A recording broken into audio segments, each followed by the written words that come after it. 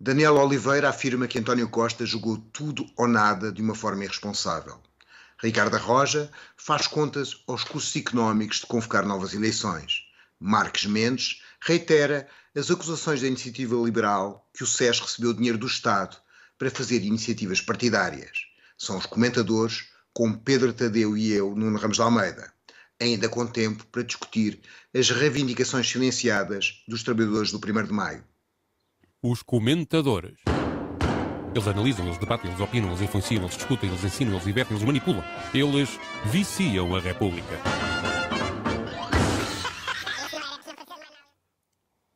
Ora viva, cá estamos para mais uma edição dos comentadores. Foi só por causa que eu estou aqui. Então porquê? Não gostas de estar aqui, é? Não gostas, afinal? Por amor de Deus.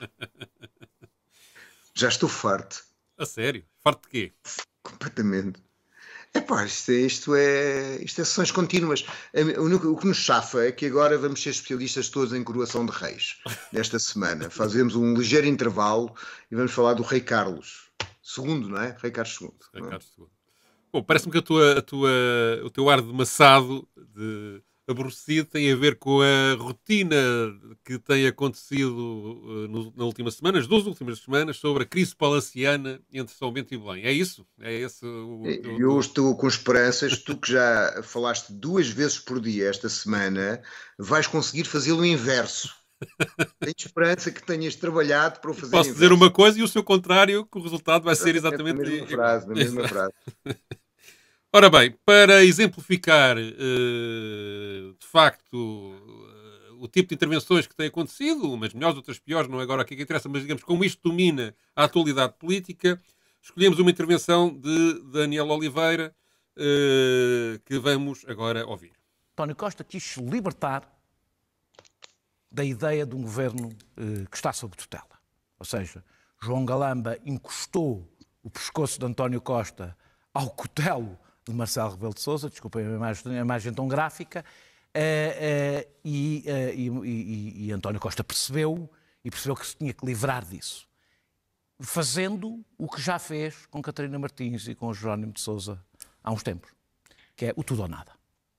Ou vocês aceitam uma posição de subalternidade, ou vamos a eleições, dissolva, neste caso o Presidente, dissolva o Parlamento, dissolva a Assembleia da República, vamos a eleições, eu já disse que me recandidato-me e é o caos, ou seja, encostando Marcelo à parede. Tudo isto pode ser analisado com algum interesse sobre o jogo partidário, uma coisa tipo...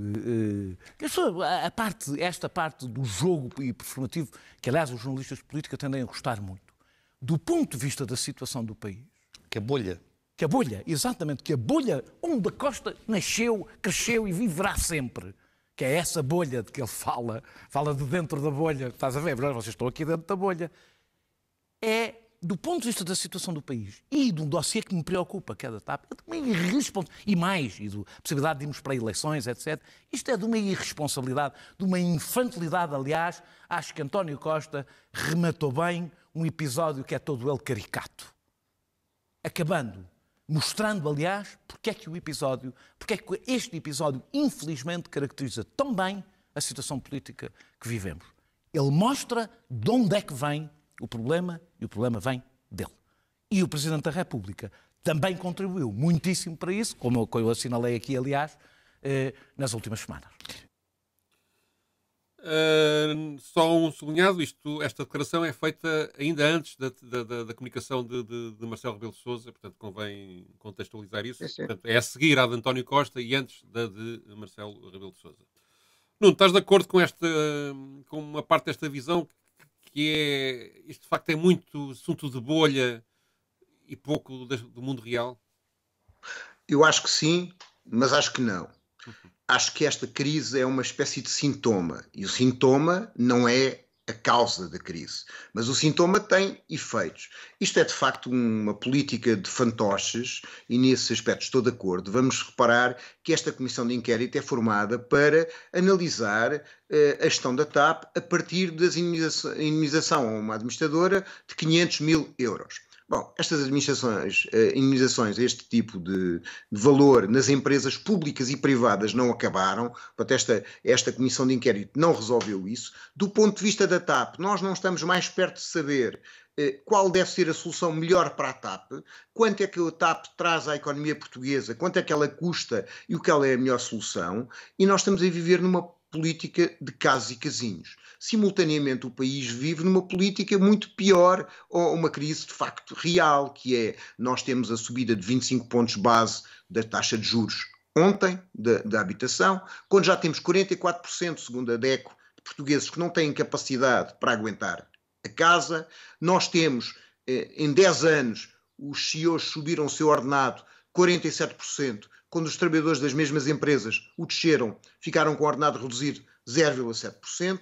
Temos mais de 4 milhões de pobres no limiar da pobreza e, portanto, temos uma situação de degradação também dos serviços públicos essenciais como a saúde e a educação, e isto são questões reais. E em vez de estarmos a resolver estas questões, elas continuam sem ser resolvidas, pelo contrário, continuam propositadamente a manter-se sem ser resolvidas, os salários baixos, os serviços públicos sem apoio para pagamento de uma dívida. Temos o Presidente da República e o Governo a fazerem um jogo, que é o jogo de vamos dissolver, vamos para eleições agora, vamos para eleições mais tarde. A grande crise desta palhaçada é que, como o PSD e o PS não têm para oferecer políticas diferenciadas e esta situação de crise está a fazer subir a extrema-direita, neste momento não, parece que o Presidente e o Governo andam aqui num jogo do dissolve, não dissolve. E, portanto, estamos numa situação em que estes casinhos são importantes porque são diferenciadores da inexistência de diferenciação política dos partidos principais. Já agora, antes de abordar a questão especificamente, queria alertar para um trabalho excelente que tem estado a sair no Abril sobre a situação da TAP, que fala não só destas questões que têm dominado a atualidade, mas do processo de privatização, aliás, desde a gestão da TAP já há 20, 30, 40 anos, até ao processo de privatização atual, que tem que se lhe diga, e que é uma pena que a Comissão de Inquérito, de facto, não acompanhe, nomeadamente a forma como o Sr. David Neeleman conseguiu comprar a TAP ganhando dinheiro com a compra, que é uma coisa extraordinária. Não, é fantástico. Seria uma forma que o meu gato podia comprar a TAP. Aliás, a minha gata, porque quer dizer, aquilo foi dado pelo dinheiro da própria TAP, não é? Ele consegue comprar a TAP com o dinheiro da própria TAP e quando a TAP precisa de dinheiro, ele sai, não é? E recebe ainda dinheiro por cima. É um bom negócio. Quanto a isto, é evidente que há aqui partes do conflito palaciano que, não dizendo diretamente à vida das pessoas, têm a sua importância. Realmente, haver um funcionamento das instituições que não implica haver pancadaria no hall do Ministério é conveniente. Quer dizer... Alegada pancadaria. Ou alegada pancadaria, sim senhor. Mas, de qualquer maneira, houve certamente um incidente. Perceber o envolvimento dos serviços secretos com o Governo, embora me pareça que a situação não foi de facto abusiva, mas que convém escrutinar e ver se realmente não houve aí qualquer coisa de estranho. Ou seja, as questões que se levantam parecem pertinentes. A reação que tem havido a essas questões que são levantadas é que é de facto um esticar de corda das diversas entidades envolvidas que cai um bocadinho no ridículo e que, aliás, me parece que não... que quer da parte do Presidente, quer da parte do Governo, quer da parte de uma parte da oposição, à direita, é tentar manipular, não é torpedear o funcionamento das instituições, mas é tentar manipular as instituições para o seu interesse político particular, e isso parece-me, de facto, aí sim, não haver um sentido de Estado. Aliás, eu escrevi isso esta semana, há muito sentido de Estado para este tipo de discussões, nunca há sentido de Estado para resolver as situações dos desfavorecidos e dos trabalhadores, não é? É como se o Estado fosse só o que se passa dentro dos palácios e não o que se passa na rua. Mas, de facto, era bom serenar os ânimos e dedicarem-se mais a tentar resolver os problemas reais da população e da economia do país, em vez de se perder tanto tempo ou demasiado tempo com assuntos que no fundo são parcelares, embora tenham a sua importância e interessa discuti-los, mas não na forma extremada como parece que as coisas estão a ser encaminhadas. Uma coisa só que tu disseste, que é, eu estou de acordo contigo, que o efeito desta crise palaciana é a deslegitimação do governo e a torná-lo muito difícil que ele possa governar, com a sua política, por péssima que seja, que ele possa governar. Mas, no entanto, enfim, como sou obrigado a ver os comentadores, ontem vi um comentador da área do PS que dizia com alguma graça que na sua Constituição anotada, Marcelo Rebelo de Sousa escapulizava o artigo da demissão, portanto, da dissolução do Parlamento e dizia que só podia ser feito em determinadas situações, com o não normal funcionamento das instituições e com uma situação de revolta popular. Enfim, e é por isso que ele não dissolve. Ou seja, ele percebe que não tem esse apoio popular, nem que tem... Não, eu acho que ele não dissolve porque as sondagens não dão o resultado que ele queria. Falta de apoio Esse popular. É o drama. Isto é, ele está numa quadratura do círculo. Ele quer dissolver numa altura que tenha a garantia mínima, e as sondagens valem o que valem, basta ver as eleições anteriores, que o PSD pode ser governo sem precisar da ajuda do Chega. Agora, enquanto nós não resolvemos os problemas nacionais, a crise agrava-se, aquilo que cresce é o populismo de extrema-direita. Portanto, ele está cada vez mais longe desse cenário e estamos a viver numa imensa fantochada. Mesmo esta história do SIS, eu não tenho dúvidas que seja legal. Não houve nenhuma justificação legal do SIS em relação a isso. E acho que a comparação que o diretor fez, que é dizer que isto era semelhante ao caso dos Estados Unidos, da divulgação pelo senhor Jacques Freitas, ou do militar Jacques Freitas, dos documentos do Pentágono, e que eram documentos secreto que estavam ali à mão de semear. Sim, é absolutamente ridícula. Porquê é absolutamente ridícula? Porque, enfim... Mas vamos lá ver. Eu acho que o SIS... Deixa-me só dizer, os documentos que estavam no computador de Frederico Pinheiro estavam classificados porque ele pediu a classificação. Foi ele que sugeriu a classificação. Ele trabalhava com esses documentos e não fugiram. Aliás... Todos os documentos produzidos dentro do Estado são à partida reservados. São logo classificados. Não há nenhum que não seja classificado. Depois podem ter graus superiores de classificação. E ele pediu para que fossem classificados os documentos relativos à reestruturação da TAP. Mas para todos os efeitos, o computador pode ser desligado à distância. O computador, o funcionário tem direito a tirar as suas coisas pessoais de lá. Um funcionário do Estado apenas deixa de ser funcionário do Estado não é no momento em que o ministro resolve lhe telefonar, é quando é declarado o seu despedimento. Aliás, alguém só perde o seu contrato de trabalho quando assina a ordem de despedimento. Portanto, há aqui um conjunto de ilegalidades várias, do qual o SIS aparece, enfim, como uma espécie de, sei lá, não sei se há normalidades, ilegalidades, não sei se há. Agora, mas sim, estou de acordo que há aí uma série de coisas, no mínimo, ridículas, não é? E o ridículo é tanto que, no fundo, se a narrativa do SIS corresponder à verdade, daquela que veio a público, o SIS foi um serviço de recolha de equipamentos ao domicílio, que não é bem a sua missão. De entrega à judiciária. De entrega à judiciária. Portanto, é uma espécie de DHL, um DHL de luxo. O Bercis, que é Isso parece-me que também não está bem nas suas atribuições. Mas daí, digamos, a transformar-se num assunto de Estado, eu gostaria de saber, ou seja, a pergunta pertinente que há aqui em relação ao SIS, depois os esclarecimentos dados até agora, e depois o CIRP, o Sistema de Fiscalização, de ter dito que aquilo foi todo mais ou menos normal, é de facto ver para trás se, digamos, este tipo de coisas é recorrente, ou se foi de facto uma coisa completamente excepcional.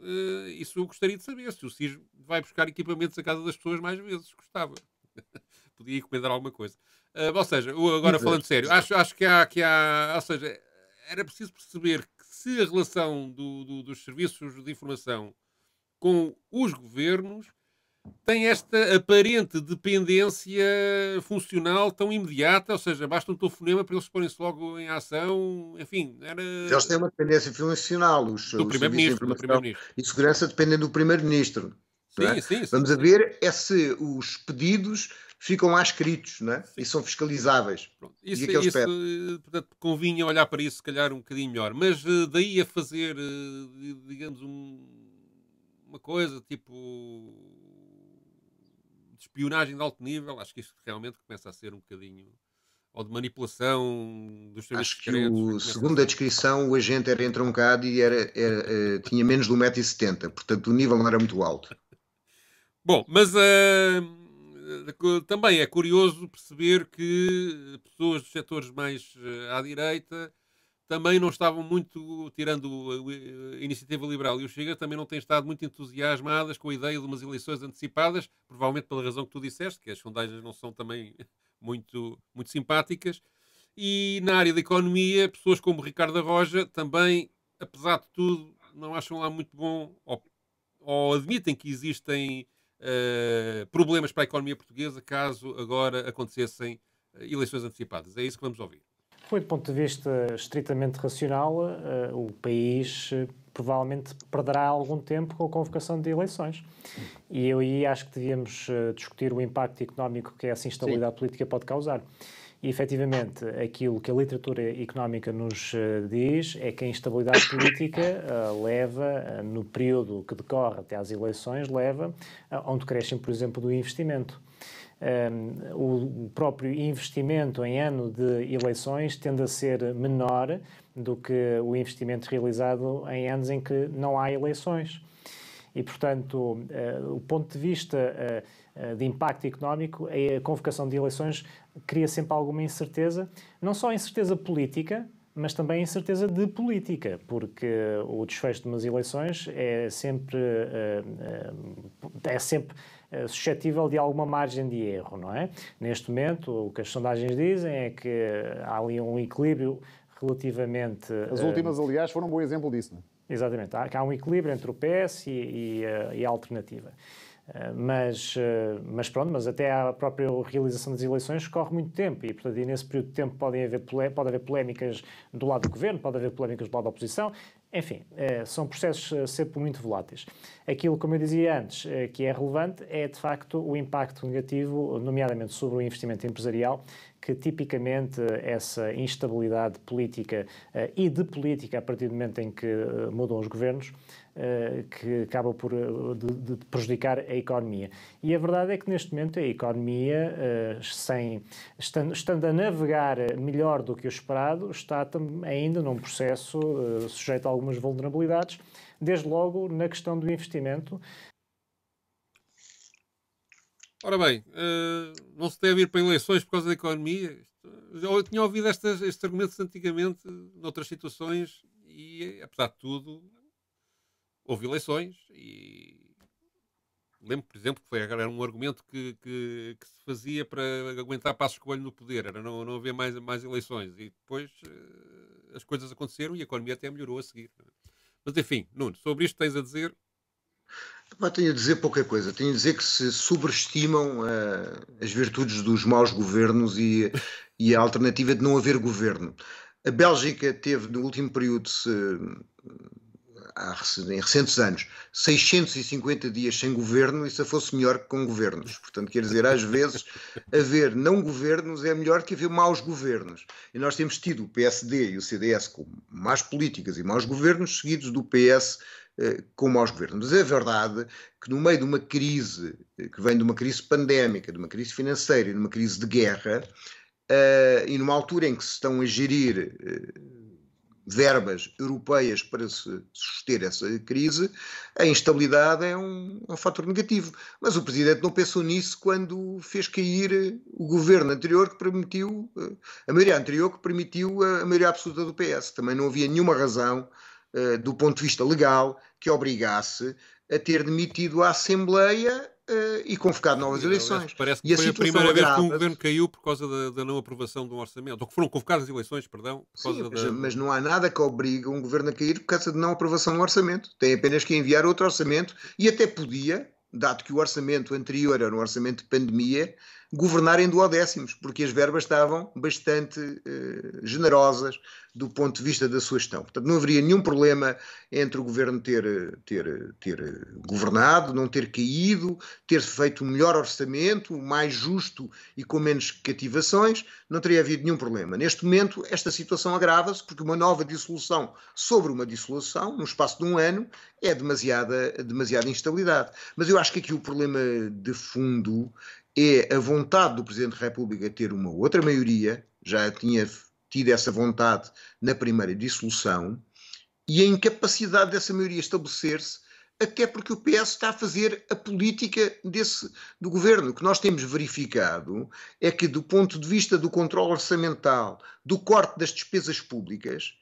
o PS tem feito uma política muito parecida com a do PSD e do CDS, e apenas alargou a bolsa neste momento porque lhe está a cheirar eleições. Estes 2 mil milhões de euros para os reformados são um sinal de que sim, e provavelmente nos próximos tempos, até porque a tensão com o Palácio de Belém vai aumentar, e portanto há 2 polos de oposição na prática a partir de agora, que é o Presidente da República, que aparece na televisão todos os dias a criticar o governo, já o fazia antes, nos tempos mais recentes, e agora ele promete que vai reforçar esse papel. E do outro lado, a oposição a fazer o seu trabalho, de facto, o governo, apesar de estar em maioria absoluta, vai estar numa pressão tão grande que é natural que comece a despejar algum dinheiro sobre a economia, como eles gostam de dizer. Mas repara uma coisa interessante que nós não falámos. O PS ainda não reagiu às declarações do Presidente da República. À hora que estamos a falar, não reagiu. E tanto quanto se percebe, estão à espera que o próprio António Costa reaja para depois seguir o raciocínio que António Costa aí expressar. Não é? E há aqui duas hipóteses. O António Costa reage de uma forma agressiva em relação ao Presidente, ou tenta apaziguar os ânimos. Ainda não sabemos à hora que estamos a falar, ainda não sabemos como é que isso... Quer forçar eleições, sim, já, ou quer tentar durar mais. Mas digamos, aqui o ponto, volto um bocadinho à casa de partida, é de facto estes jogos de poder numa situação em que institucionalmente está tudo resolvido, porque ainda por cima há uma maioria absoluta, são inúteis parece-me a mim que são, na essência, são inúteis, embora haja questões institucionais, embora haja assuntos que são bons que sejam discutidos e que sejam debatidos e que haja algumas consequências em relação a alguns assuntos que estão em cima da mesa, mas comparado de facto com a situação aflitiva que as pessoas estão a viver, fazer disto o foco principal do debate político é um sintoma, como tu disseste, da própria crise do sistema, e só vai, aparentemente, ainda por cima, se houver uma precipitação, beneficiar o populismo do Chega, pelo menos é o que as sondagens últimas têm indicado. Vamos mudar de assunto, já farto deste. Para a semana que já temos que voltar a falar disto, mas enfim. Um assunto que é uma referência que Marcos Mendes fez a uma denúncia feita na Assembleia da República pela Iniciativa Liberal sobre uma faculdade, o SES, uma faculdade não, um centro de estudos sociais da Universidade de Coimbra. Vamos ouvir o que Marcos Mendes disse sobre isto. Nos últimos dias, um deputado da Iniciativa Liberal muito conhecido e uma pessoa muito competente, Carlos Guimarães Pinto, fez uma intervenção no Parlamento a denunciar uma situação de, digamos assim, entre aspas, eu estou a pôr entre aspas, uso partidário de receitas públicas no centro, no SES, em Coimbra, aquele centro de Boaventura Sousa Santos. Ou seja, recebem milhões do Estado e fazem um conjunto de iniciativas que são, segundo ele, e provou, mais partidárias e menos científicas. E eu pergunto, esta denúncia é importante, vai ficar em saco roto? O Parlamento não vai ouvir ninguém, não vai esclarecer? É que, de facto, a questão é séria e ele fundamentou-a. Nuno, o que tens a dizer? Eu acho esta declaração do advogado Marcos Mendes sujeita a processo, porque ele dá o Carlos Guimarães Pinto como competente. Diz que as acusações são sérias e são provadas. E então vamos por partes. Acusa-se o SES de, naquelas declarações de Carlos Guimarães Pinto, de ter contratado uma pessoa que fazia avaliação para financiamento e de fazer iniciativas do ponto de vista político muito próximas da área do Bloco de Esquerda.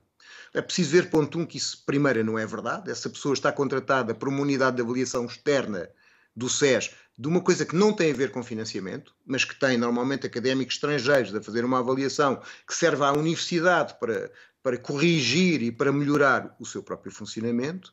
Ponto 2, nós estamos a falar de ciências sociais. E nas ciências sociais, aquilo como funcionam as sociedades são matéria de estudo. Algumas são matéria política, mas não deixam de ser matéria científica, porque, mesmo partindo de um ponto de vista político, tem que ser feita uma metodologia científica. E depois temos a grande competência de Carlos Guimarães Pinto. Do ponto de vista académico, Carlos Guimarães Pinto tem uma tese de doutoramento em 2021. Deu episodicamente aulas, ironicamente, na Universidade do Vietnã, de um país comunista, ou dirigido por um partido comunista. E atualmente, ou recentemente, aquilo que é conhecido do ponto de vista académico é dar uma pós-graduação em liberalismo na Universidade Lusófona do Porto. Nada político, portanto, nada político. Temos o SES, ao contrário, que tem 139 investigadores, dos quais 75 já com pós-doutoramento, e está a fazer o doutoramento de 470 pessoas. E é um centro de investigação em Portugal, dos melhores classificados do mundo, do qual 75% das suas despesas são cobertas por verbas que nada têm a ver com o FCT e com o Estado português. Portanto, do ponto de vista empresarial, é um centro privado, coisa que a Iniciativa Liberal devia gostar muito, e que tem imenso sucesso do ponto de vista académico e do ponto de vista de conseguir recursos. Portanto, este discurso do Sr. Marcos Mendes é absolutamente irresponsável. É absolutamente irresponsável. E se fosse feito isso em relação a empresas ou em relação a outras coisas, provavelmente ele teria um processo. Obviamente que há aqui quer dizer, a motivação deste ataque, quer do deputado da Iniciativa Liberal, quer da intervenção de Marcos Mendes, tem a ver com o perfil político do Boaventura Sousa Santos, do próprio SES, que de facto estuda assuntos que geralmente as outras universidades não estudam, como as desigualdades sociais, os problemas dos imigrantes. Portanto, estudam a partir de assuntos que, digamos, que o pensamento dominante tenta ignorar ou secundariza. E, portanto, são matérias que são mais caras à esquerda e que, digamos, há aqui um fundo ideológico para isto. O que não quer dizer, na minha opinião, e aqui contrariando um bocadinho o que está a dizer, que aquilo que Guimarães, que o deputado levanta não tem alguma pertinência. Quer dizer, de facto, haver uma conferência onde só estão sentados 5 pessoas do Bloco de Esquerda a discutir, parece-me, no mínimo, discutível, não é? Mas daí também posso contrapor o seguinte, e vou mostrar aqui algumas coisas que não incomodam o deputado da Iniciativa Liberal, mas que padecem, do meu ponto de vista, do mesmo envisiamento político que ele parece querer acusar. Que ele não parece, não. A pressão do Bloco de Esquerda ou porque estudam aquela matéria? A questão é ter 5 homens numa conferência e nunca incomodou ninguém. Se ter 5 brancos numa conferência, nunca incomodou ninguém. Aparentemente, a questão é o critério porque lá estão, não é? Não, se alguém, o que ele levantou na intervenção que fez, além da questão do financiamento do Estado, que de facto, que também vamos aí, porque de facto tens razão, ele, comparativamente com as outras instituições, ele recebe muito menos, mas ele levanta a questão de só serem convidados como keynotes, nos exemplos que ele deu, poderá haver outros em que isto não acontece, só estarem pessoas do Bloco de Esquerda, não é? Isso parece-me de facto, no mínimo, uma imprudência, não é? Mas atenção, isso não invalida que o trabalho académico não seja ótimo. Não é? Uma coisa não tem nada a ver com a outra. E, sobretudo, ele depois, para ser coerente, devia alargar esse tipo de análise a faculdades que se calhar gosta muito, não é? Na própria Coimbra, não é? A Faculdade de Economia de Coimbra. Vamos lá ao site deles, vou mostrar isso. Deixa-me só carregar aqui no botão. Peço desculpa às pessoas que estão em podcasts não poderem ver, mas enfim. Temos aqui, por exemplo, um evento marcado para o dia 10 de maio. Portanto, o próximo evento. E é o quê? É uma coisa sobre empreendedorismo. Nas faculdades de economia fala-se muito inglês. Isto está aqui em inglês, não é? E quem é convidado? Uma consultora. Mais ninguém. É uma consultora sozinha. A seguir, a mesma faculdade tem programado para o dia 9 de maio. Portanto, está a acontecer, aliás. Vai com uma coisa sobre a guerra na Ucrânia. Quem é que lá vai? Sozinho, Nuno Severiano Teixeira, sem qualquer contraponto. Portanto, uma pessoa que é pró-NATO, que foi Ministro dos Negócios Estrangeiros, é sem dúvida prestigiada, mas há envisiamento político. Mas diz com a presença de Álvaro Garrido e Albano Figueiredo. São próprios membros da faculdade, diretores da faculdade, que vão estar, no fundo, a fazer o ponto para o Nuno Severiano Teixeira falar. Portanto, há aqui do ponto de vista político, não há qualquer equilíbrio. Se formos aqui a Lisboa, à famosa nova SBE, o que é que a gente encontra? O envezamento político começa logo no próprio Conselho da Faculdade, no Conselho de Administração. Luís Amado, José Galamba de Oliveira, José Soares dos Santos, Pingo Doce, António Nogueira Leite, CDS. Não há uma pessoa de esquerda para a mostra. Luís Campos e Cunha, enfim, está ali no PS mais da ala direita. Não há uma pessoa de esquerda para a amostra. Não há. E se formos ver a organização das iniciativas deles, são iniciativas que sistematicamente excluem as pessoas que, digamos, não têm uma visão da economia que não seja a visão liberal. Já nem digo neoliberal, liberal. E, portanto, todos os alunos que ali são formados, e é uma universidade de prestígio e sem dúvida de sucesso, são formados com um viés político na visão que têm sobre a economia. Em relação ao SES, é preciso notar que os seus estatutos dizem que o seu financiamento, estou aqui a mostrar, que é para não haver, vem de subsídios, de receitas próprias, do produto de vendas de bens e serviços, de mecenato e do rendimento do património que tem. É, digamos, completamente privado, ao contrário dos exemplos que eu dei antes. A nova SBE é uma fundação, mas recebe dotações diretas do Orçamento do Estado. Coisa que não acontece no SES, exceto uma vertente, que é a vertente que quer o SES, quer como outros institutos no nosso país,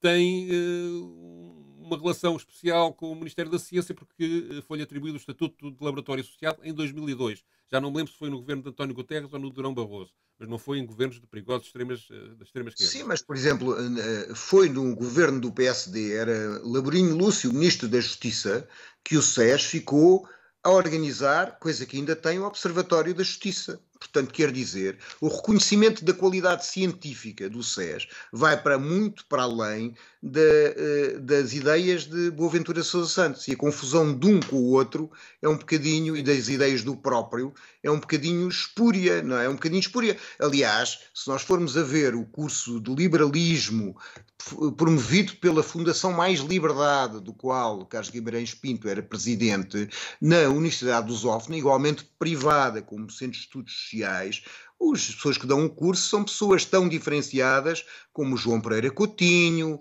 como o Adolfo Mesquita Nunes, como o próprio Carlos Guimarães Pinto e como o André Azevedo Alves. Isto só para falar das pessoas que eu conheço, das suas ideias. Muito raramente, sobretudo na área da economia, lá põe de vez em quando para disfarçar o Francisco Louçã. É a única coisa que acontece. Mas, portanto, não. O problema aqui, para mim, fundamental, além de, digamos, de haver um certo tom de calúnia que tu apontaste na forma como isto é apresentado, mas independentemente disso, acho muito bem que o deputado levanta um problema que acha que existe manipulação política num instituto universitário. Mas não pode ter dualidade de critérios. Então tem que procurar, tem que ver o que acontece nas próprias faculdades que ele próprio frequenta.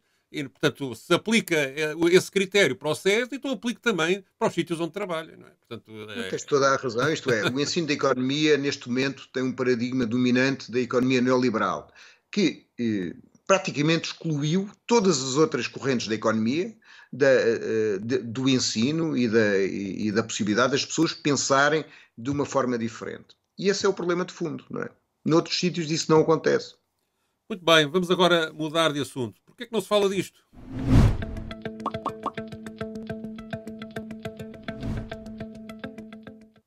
Estou a mostrar o site da CGTP. Vou, aliás, mostrar um vídeo muito curioso. Não é aqui, enganei-me. É aqui. Não, também não é aqui. Olha, não me digas tirar um vídeo... Tu queres mostrar o site todo. Exato, mostrar a CGTP, o site da CGTP todo. Não, tinham aqui um vídeo muito interessante que se via... Vou mostrar por aqui. Que se via imagens da manifestação do 1º de Maio, mas o ponto aqui é que, independentemente da manifestação ter sido muito participada e ter sido muito vivida pelas pessoas que lá estiveram, houve um conjunto de reivindicações que a coordenadora, o secretário-geral, aliás, da CGTP apresentou, que eu também estou aqui a mostrar. Está aqui o discurso dela na íntegra. Eu sublinhei a amarelo algumas das partes que me parece que deviam fazer parte do debate político de hoje em dia e que, estão completamente a zero. Ela começa por fazer uma denúncia das políticas atuais que prejudicam os trabalhadores, acusando o governo de seguir políticas que, no fundo, são as mesmas que PSD, CDS, a Iniciativa Liberal e Chega seguiriam, nomeadamente, por exemplo, uma das coisas que entrou em vigor nesse próprio 1º de maio foi a chamada Agenda para o Trabalho Digno do Governo, uma legislação de trabalho que, segundo a CGTP, mantém algumas das coisas que impedem os trabalhadores de conseguirem melhores condições de vida e melhores contratos. A caducidade das convenções coletivas mantém-se, o princípio do tratamento mais favorável do lado do trabalhador não foi recuperado, não há redução do tempo de trabalho, há uma completa desregulação em muitos setores de atividade dos horários de trabalho e não se garante um posto de trabalho permanente para quem tem um vínculo efetivo, ou seja, a precariedade continua a ser uma situação maioritária nos trabalhadores portugueses. Também se queixa que o IVA zero parece não estar a resultar na redução de bens e serviços essenciais e pede ao Governo para controlar os preços e impor a redução de preços, estabelecendo limites máximos. Fala também do problema da habitação que está a tentar ser resolvido por parte do Governo através de benefícios fiscais para o grande negócio do imobiliário, em vez de ajudar diretamente as pessoas para combater o aumento dos juros, ou seja, põe o custo desta situação do lado do trabalho e não do lado do capital. Sugere, por exemplo, que a Caixa Geral de Depósitos possa agir indiretamente sobre o mercado, regulando ela própria os seus juros, de forma a que a concorrência tenha que baixar também os seus. Mas depois há aqui algumas questões centrais que ela levanta, nomeadamente o aumento imediato de salários. A CGT propõe que haja um aumento com efeitos a 1 de janeiro de 2023 de 10% nos salários, na generalidade dos salários da função pública, com um mínimo de 100 euros. Portanto, quem tem um aumento de 10%, mas não chega aos 100 euros, teria um aumento de 100 euros. Isto, na perspectiva da CGTP, poderia resolver muitos dos problemas atuais que muitas pessoas estão a viver. Nada disto, apesar de a CGTP ser a maior central sindical do país, apesar de envolver dezenas ou centenas, a nem sei se milhares de sindicatos, apesar de representar uma grande fatia da opinião pública, não é discutido. É noticiado, vá lá, não com grande destaque, mas é noticiado, mas não é discutido. Discutimos apenas as zangas entre Marcelo Rebelo de Sousa e António Costa. Este tipo de coisas acaba por não ser discutido. Nuno. Eu não tenho muito mais a dizer. Eu acho que isso tem a ver com um viés total da informação que nós vemos em relação a esta crise política, mas vemos em relação à cobertura de tudo. Por exemplo, no outro dia eu vi um vídeo no site das redes sociais do PCP que era bastante interessante, que era o secretário-geral do PCP, Paulo Raimundo, estava junto a uma fábrica que tinha problemas com o trabalho de turnos. Trabalho de turnos que forçavam os trabalhadores a fazer, que, portanto, desregulam a sua vida familiar, tornam muito difícil a família, etc., o gosto de tempos livres, e coincidia num dia em que o PCP apresentava uma proposta sobre trabalho por turnos e a sua regulamentação na Assembleia da República. Todas as perguntas que os jornalistas lhes fizeram foram sobre estes casos e casinhos. E em nenhum lugar surgiu a notícia da iniciativa, isto é, os partidos fazem uma iniciativa sobre algo que acham que é importante na realidade nacional. É um problema social relevante, corresponde a um tema de agenda que vai para a Assembleia da República. E toda a cobertura noticiosa é feita em função do alimentar desta bolha mediática que se autoalimenta, de discutir comentários de comentadores que comentam. E é um problema sem aparente solução, porque também, aliás, haveria soluções, com certeza que haveria, mas digamos, numa sociedade em que, digamos, há uma competição entre 3 ou 4 grandes empresas de comunicação social, quer dizer, aquele que desistir dessa linha de pensamento editorial, ou seja, aquele que imaginamos que agora há um canal televisivo que, estou farto desta guerra entre Marcelo e António Costa. Eu estou de acordo contigo. Deixa-me lá acabar, eu não acabei. Vou deixar de dar. A verdade é que a perda de audiências era imediata. Não tenho dúvidas nenhumas sobre isso. E, portanto, tenho todas. O que eu acho, eu tenho por experiência própria, porque tentei fazê-lo nos jornais e percebo, e digamos, os números são imediatos. Não tem... É brutal. Então deixa-me dizer-te... Mas deixa-me só acabar aqui o meu pensamento, que aqui a adiantar. Acho que aí a RTP teria um papel...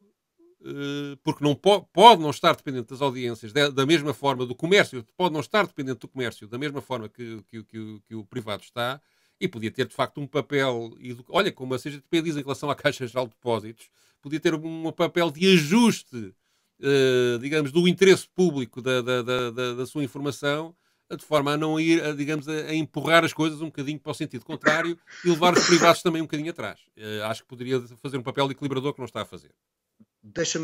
Eu fui jornalista de televisão durante 8 anos na SIC, depois mais alguns anos na TVI, e o Rangel, quando chegou à SIC, tinha uma expressão que nós não íamos fazer Portugal sentado. Portugal sentado era uma história de fazermos conferências de imprensa e reações de políticos. Íamos, de facto, aproximar a informação do cidadão, das suas preocupações, das suas vivências.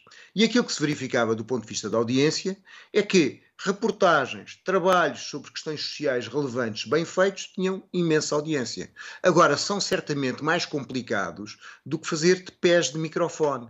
Esta política do pé de microfone, que nós temos o Marcelo a comentar 5 assuntos ao longo do telejornal, mais os líderes políticos que dizem disparates que é para aumentarem, apimentar, é uma política da facilidade informativa.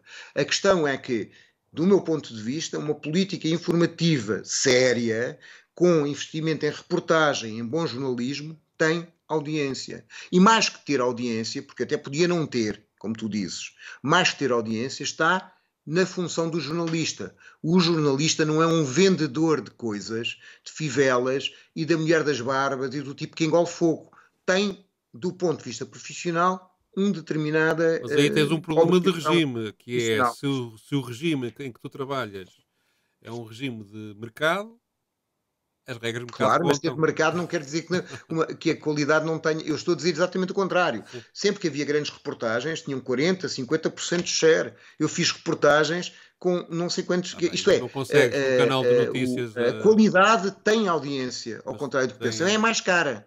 Exige boas redações, exige trabalho não precário, exige investimento. Não consegues ter como tens com dois meninos ou meninas do Portugal sentado num estúdio a falar durante 8 horas sobre um único assunto, custa uma ridicularia ao pé de uma reportagem que te dura 40 minutos, não é? Portanto, certo, mas é talvez por isso que as televisões estão a perder audiência. É porque esta história sustenta, é mais barato, mas torna tudo igual. Tudo igual. Sim. Eu acho que tem que haver... Entre o que tu estás a dizer e o que eu estou a dizer, são factos. O que tu estás a dizer é um facto, o que eu estou a dizer é um facto. O que há aqui é um problema sistémico e que eu acho que, de facto, a única saída, sem haver uma revolução, que era o ideal, mas a única saída era mesmo a RTP ter outro tipo de abordagem à informação, que tem uma tendência para ir muito atrás à competição com o privado, em vez de procurar uma agenda própria e digamos, uma visão própria da informação que mostrasse que há alternativas, não é? E, portanto, isso, porque de resto no privado não tem esperança nenhuma que possa haver alterações, porque tem que, de facto, responder ao momento e à receita imediata, não é? E isso é muito limitador. Independentemente da boa vontade das pessoas que lá estão a trabalhar. Nós, para a semana, se isto estiver na mesma, pomos o episódio anterior, não é? Carregamos, levantamos, vamos embora e pomos o episódio anterior, não é? Vamos de férias. É com esta promessa que a gente se despede. Se nada acontecer, repetimos o episódio desta semana. Passem bem e bom fim de semana. Os comentadores. Eles analisam, eles debatem, eles opinam, eles influenciam, eles discutem, eles ensinam, eles divertem, eles manipulam. Eles viciam a República.